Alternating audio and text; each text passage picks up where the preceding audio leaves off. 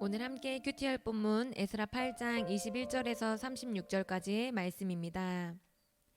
그때 내가 아하와 강가에서 금식을 선포하고 우리 하나님 앞에서 스스로 겸비하여 우리와 우리 어린아이와 모든 소유를 위하여 평탄한 길을 그에게 간구하였으니 이는 우리가 전에 왕에게 아뢰기를 우리 하나님의 손은 자기를 찾는 모든 자에게 선을 베푸시고 자기를 배반하는 모든 자에게는 권능과 진노를 내리신다 하였으므로 길에서 적군을 막고 우리를 도울 보병과 마병을 왕에게 구하기를 부끄러워하였음이라. 그러므로 우리가 이를 위하여 금식하며 우리 하나님께 간구하였더니 그의 응답하심을 입었느니라.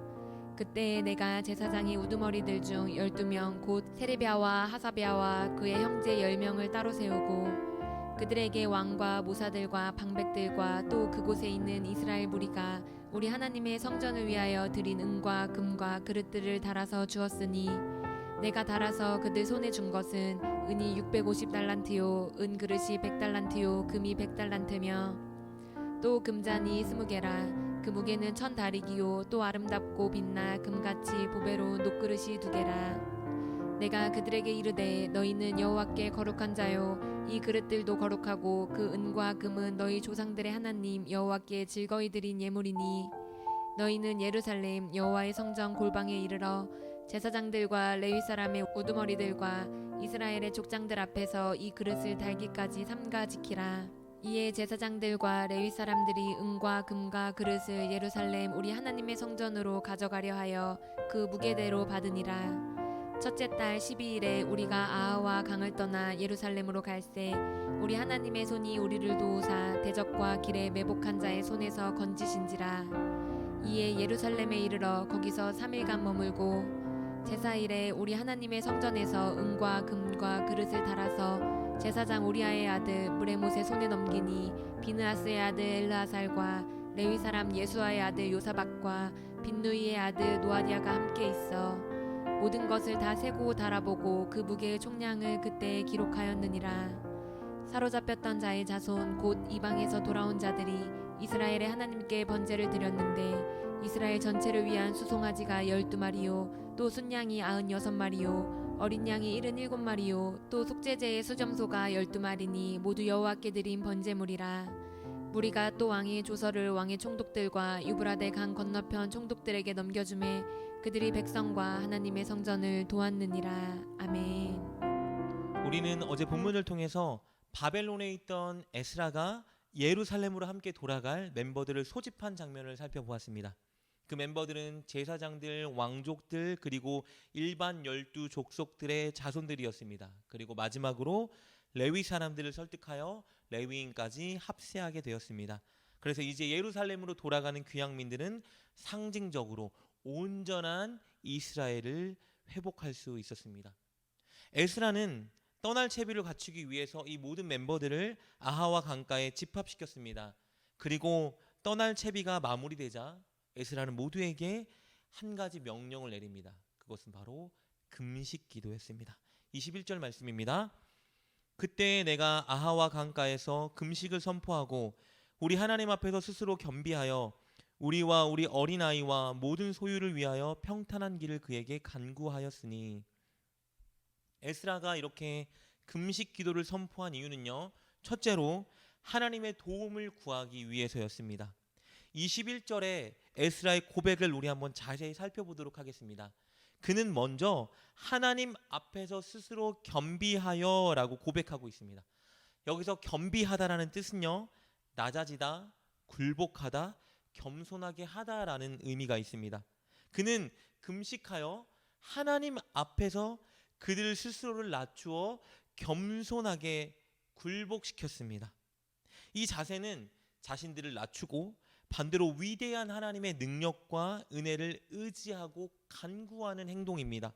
그리고 하나님께 순종하겠다고 결단하는 자세입니다. 그렇다면 왜 에스라는 모두에게 금식을 선포하면서까지 하나님의 능력과 은혜를 간구해야 했을까요?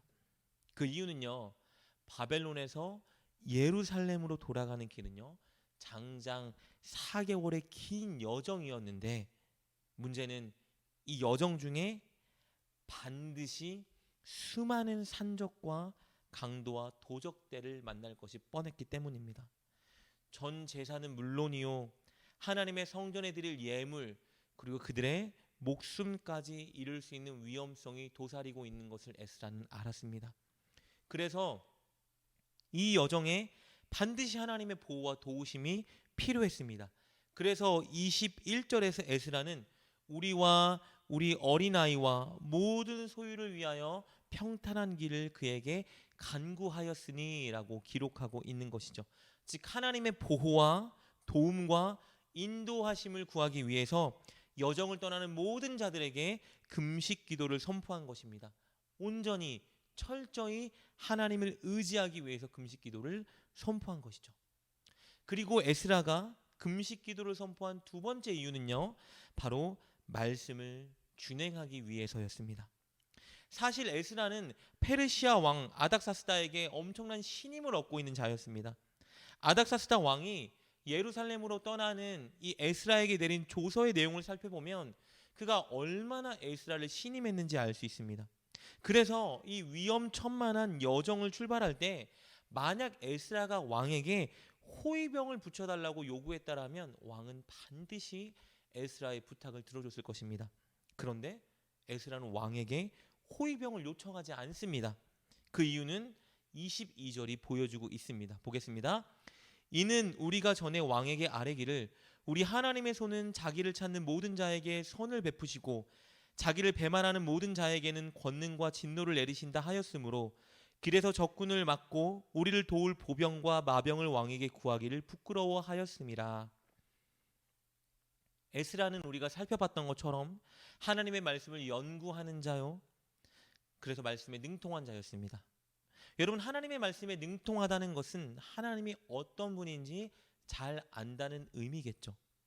에스라가 생각하는 하나님은요, 당신을 찾는 모든 자에게 선을 베푸시는 분이었습니다. 그래서 에스라는 자기가 알고 있는 이 놀라운 선한 하나님에 대해 아닥사스다 왕에게 고백한 적이 있습니다. 왕이시여, 우리 하나님은 당신을 찾는 모든 자들에게 선을 베푸시고 도우시는 놀라운 분입니다라고 고백했던 거예요. 그래서 에스라는 자신이 믿고 왕에게 소개하고 간증한 그 신앙의 고백대로 실천하고 싶었습니다. 왕에게 가서는 하나님이 우리를 지켜주고 인도해 주십니다 라고 말해놓고 이스라엘로 떠날 때가 되자 왕이시여, 돌아가는 길은 너무 위험합니다. 그러니 우리의 안전을 지켜줄 호위병을 우리에게 많이 붙여주십시오 라고 고백하는 것이 너무 부끄럽게 느껴졌습니다. 물론 오해하지 말아야 하는 것은요, 그들을 지켜줄 군사들을 대동해달라고 요청하는 것이 믿음이 없는 것은 결코 아닙니다. 왜냐하면 장차 3차 포로기가 나는 느헤미야를 보면 그는 호위병의 보호로 예루살렘에 잘 도착했던 것을 보게 됩니다. 그것 역시도 하나님의 은혜겠죠.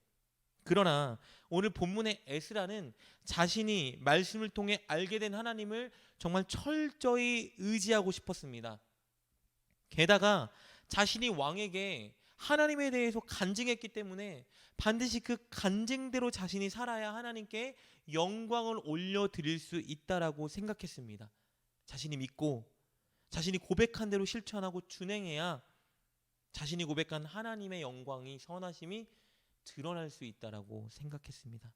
그래서 그는 호위병을 요청하지 않고 오직 하나님을 의지하고자 금식했던 것입니다. 여러분, 이런 마음을 가진 에스라, 하나님 보시기에 어땠을까요?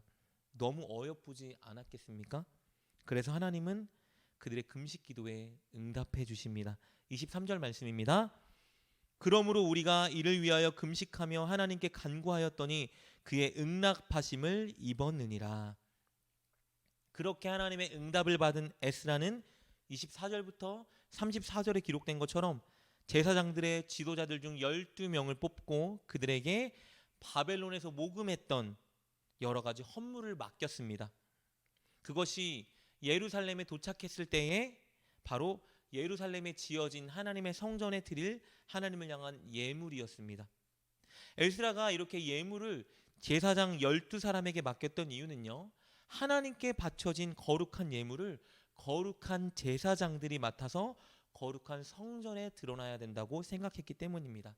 말씀에 능통했기 때문에 말씀대로 행하고자 했던 것이죠. 그리고 이제 그들은 마침내 예루살렘을 향한 여정을 출발했습니다.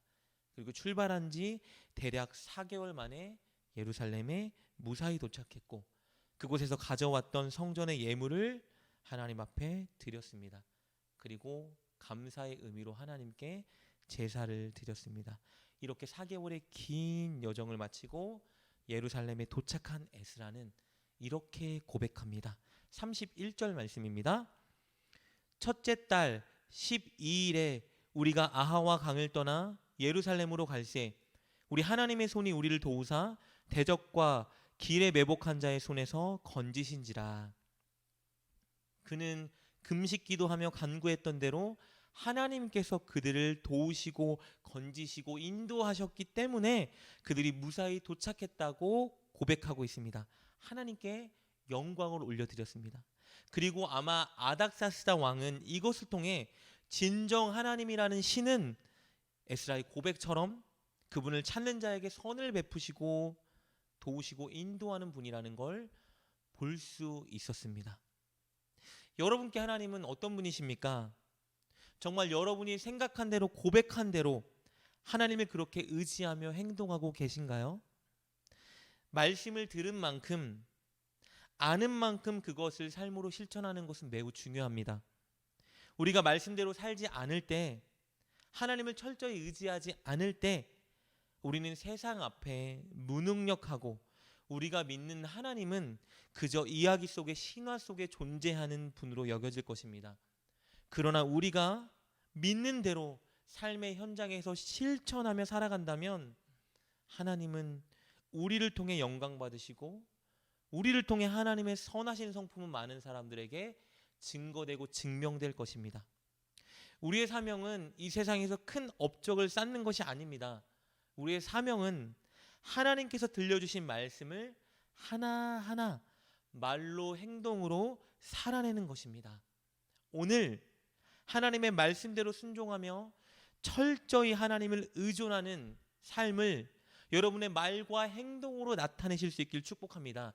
그리하여 살아계신 하나님, 선한 하나님을 드러내고 하나님께 영광 올려드리는 여러분 될 수 있길 주님의 이름으로 축복합니다.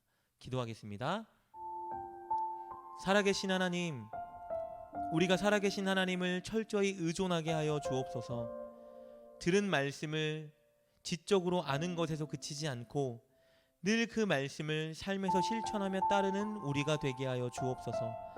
그리하여 우리의 말과 행동을 통하여 하나님의 살아계심과 선하신 성품이 주변에 널리 전파되게 하여 주옵소서. 예수님의 이름으로 기도드립니다. 아멘.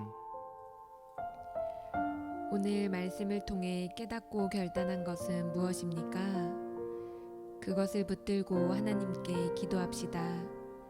그리고 그렇게 실천하며 하루를 살아가는 여러분 되시길 주님의 이름으로 축복합니다.